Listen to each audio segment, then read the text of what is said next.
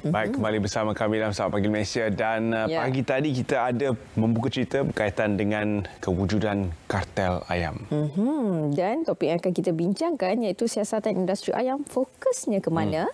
Bersama dengan kita di studio saya kenalkan iaitu Tuan Iskandar Ismail selaku Ketua Pegawai Eksekutif Suruhanjaya Persaingan Malaysia MYCC. Assalamualaikum. Assalamualaikum warahmatullahi. Terima kasih kerana bersama kami pagi ini. Sebelum kita mulakan perbincangan, mungkin kita boleh perjelaskan apakah fungsi dan peranan MYCC. MYCC adalah kata singkat kepada nama Suruhanjaya Persaingan Malaysia. Kami ditubuhkan pada tahun 2011, 1 April.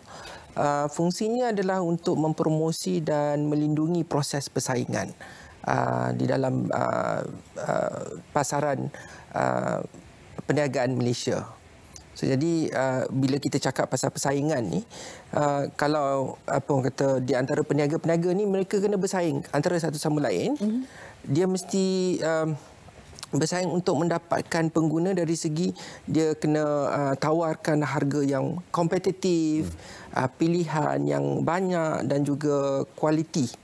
Jadi dari situ pengguna akan membuat pilihan mereka. Tetapi kalau mereka ni bersekongkol antara satu sama lain, ya, tidak mahu bersaing antara satu sama lain. Contohnya kalau dia nak jual produk dia, produk A, dia nak jual RM5, semuanya RM5. 10 orang peniaga yang sama dijual RM5. So, jadi itu tidak bersaing namanya. Tetapi yang persaingan secara yang benar adalah mereka mesti menjual harga yang berbeza. Sebab kos mereka berbeza dan strategi mereka berbeza. Itulah persaingan yang sebenarnya. Baik, dan seterusnya kita mulakan dengan isu industri ayam dan telur, Tuan. Dan sebenarnya daripada mana dakwaan industri ayam ini berpunca dan adakah terdapat aduan rasmi berkenaan dengan perkara ini? Okey. Ya. Dia bermula pada lewat tahun lepas, ya, di mana terdapat peningkatan harga ayam. So, jadi apabila ditanya kepada penternak-penternak ayam ni, mereka mengatakan harga dedak ayam ataupun makanan ayam ini naik. Ya.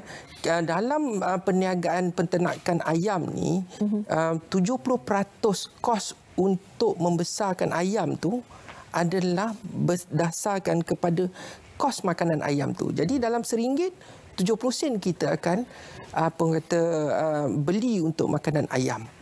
So, jadi apabila harga ayam, harga dedak ayam naik, okey, sudah semestinya harga ayam naik. Betul. So, jadi dari situ banyak aduan telah diterima oleh kerajaan. So, pada 1 Februari apabila Majlis Kos Sara Hidup kerajaan bermesyuarat yang dipengerusikan oleh Yang Amat Berhormat Perdana Menteri, beliau melalui mesyuarat itu telah berkeputusan untuk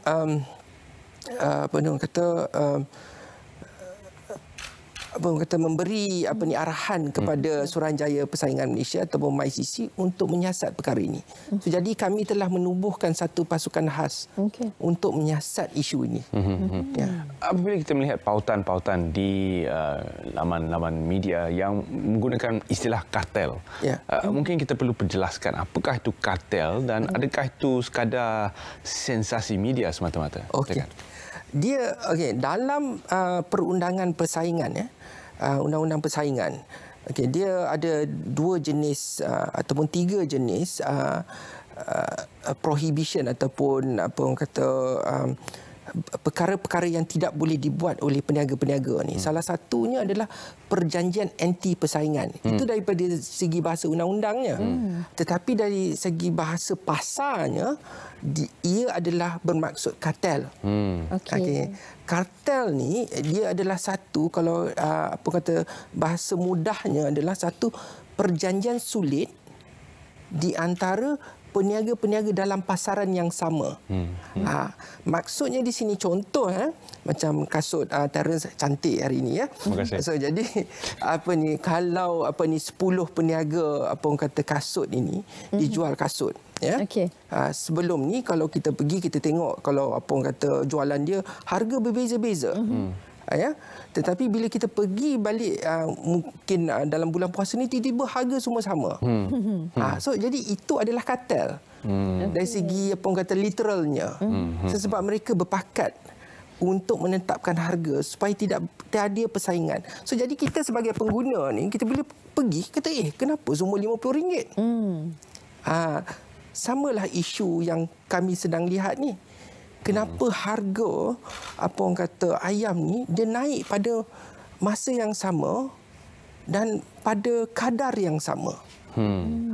Jadi perlu wujud satu kesepakatan di antara penjual-penjual ataupun ejen-ejen yang menjadi pemborong utama ayam untuk melakukan usaha menyamaratakan semua harga. Bagaimana sebenarnya untuk kita mengetahui sama ada ya ataupun tidak perkara itu berlaku? Dia kalau dalam penyiasatan kami sebelum ini, mereka selalunya bermesyuarat. Berbincang antara satu sama lain menggunakan platform persatuan. Persatuan perniagaan mereka. So, jadi mereka guna WhatsApp. Mereka guna perjanjian bertulis dan sebagainya. Mereka ada buat perjanjian di padang golf dan sebagainya. So, jadi dari situ sebab mereka ni mereka boleh ada persatuan perniagaan tetapi mereka tidak boleh gunakan platform itu untuk bersekongkol untuk mencipta satu kartel. Betul. Jadi tidak salah berpersatuan sebenarnya. Tidak salah berpersatuan untuk tolong sama satu lain. Kalau apa kata salah satu rumah ahli itu terbakar tu, pergilah tolong. Tak perlulah kita bercakap pasal harga. Harga itu adalah hak kamu. Kamu nak naikkan RM5 ke, kamu nak turunkan RM10 ke, itu hak kamu. Jangan berkomplot lah. Jangan berkomplot. Sebab kita ni pengguna, kita mesti ada hak untuk pilihan itu. Betul. Okey. Dan dari segi fokus siasatan MYCC mengenai isu ni pula, fokusnya ke mana tuan? Okey. Fokusnya dia dalam industri ayam ni, orang ingat industri ayam ni apa orang kata simple ataupun apa orang kata very direct, ya. Maksudnya di sini daripada penternak pergi kepada pemborong terus kepada peruncit. Tidak. Dia ada 3 segmen utama. Satu adalah peringkat huluan ataupun upstream. Satu adalah peringkat distributorship ataupun midstream. Satu yang terakhir adalah peringkat hiliran ataupun downstream.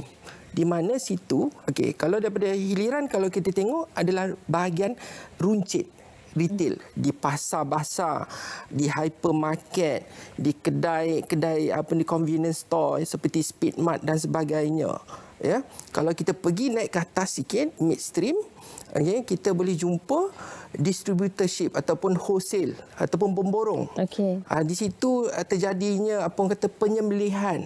Di situ terjadinya pembukusan ayam itu. Itu midstream. Ataupun pertengahan. Yang paling atas huluan, upstream adalah di mana pembuatan makanan ayam. Dan pembesaran anak-anak ayam. Ya, dalam apa orang kata penternakan ayam ni untuk sampai ke pinggan kita ni, ya. So jadi 2 perkara penting yang kita perlu. Kalau ini tak ada 2 ni, memang tak akan ada ayam. Satu, makanan ayam. Kedua, anak ayam. Betul. Betul. Ya? Betul. So jadi itu yang paling penting. Sekarang ni isu adalah berkisar tentang makanan ayam. Dan baru-baru ni pula isu pula kenaikan harga anak ayam.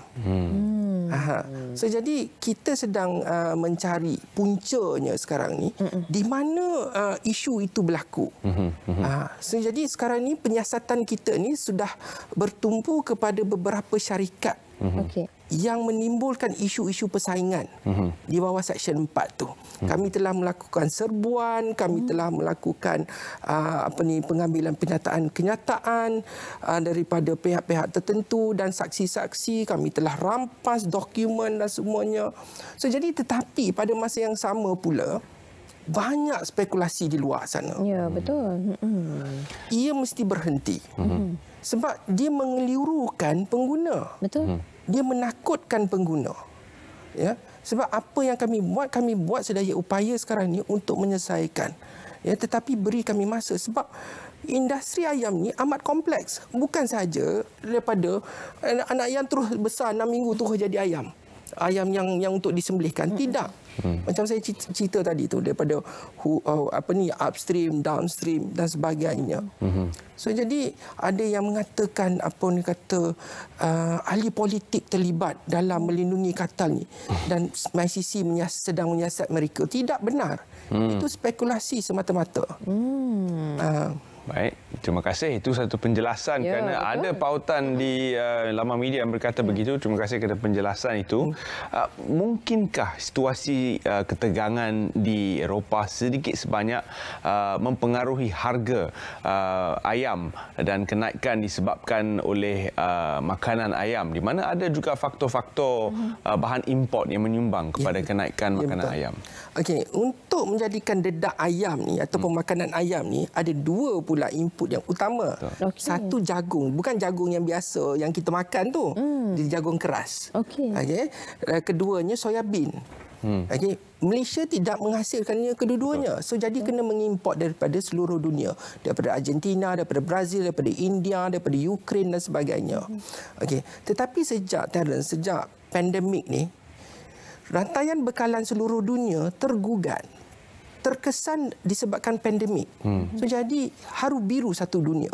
Dan apabila perang itu bermula, dia menambahkan keperitan seluruh dunia dan dia memberi efek secara langsung dan tidak langsung kepada Malaysia.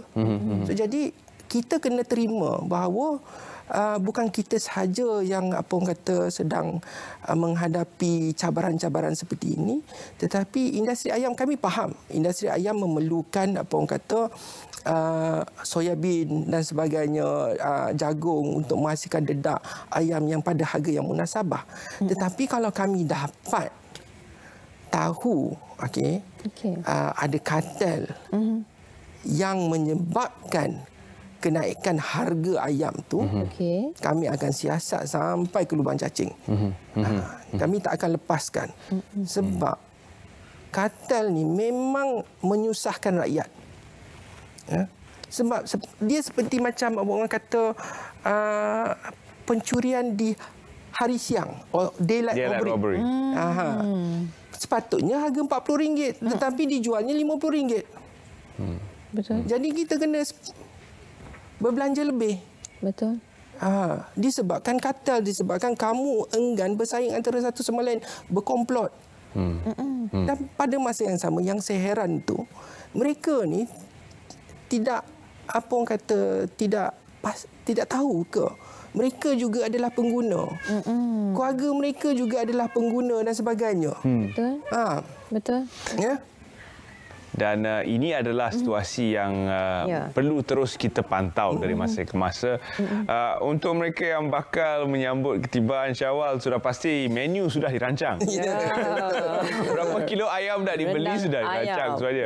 Jadi apakah nasihat yang boleh kita berikan kepada mereka? Adakah perlu menukar sumber protein kepada mungkin sumber protein lain ataupun teruskan pembelian seperti biasa? Teruskan pembelian seperti biasa. Kerajaan telah menyatakan bahawa bekalan ayam seperti biasa. Cukup untuk rakyat Malaysia. Kalau raja nak tahu, penternakan ayam, industri penternakan ayam menghasilkan 105% bekalan. Ya, contohnya kalau dalam 100 orang memerlukan 1 ekor ayam seminggu, mereka boleh menghasilkan, industri kita menghasilkan 105 ekor ayam. So jadi lebih daripada apa yang kita perlu. Okey, wah, itu dia. Bukan satu perbincangan yang cukup menarik yang membantu kita memahami industri ayam itu secara keseluruhan. Jadi kita ucapkan berbanyak terima kasih kerana sudi bersama kami pagi ini dalam juga memberi penerangan dan penjelasan berkaitan siasatan yang sedang dijalankan. Terima kasih kepada Tuan Iskandar Ismail selaku Ketua Pegawai Eksekutif Suruhanjaya Persaingan Malaysia MYCC.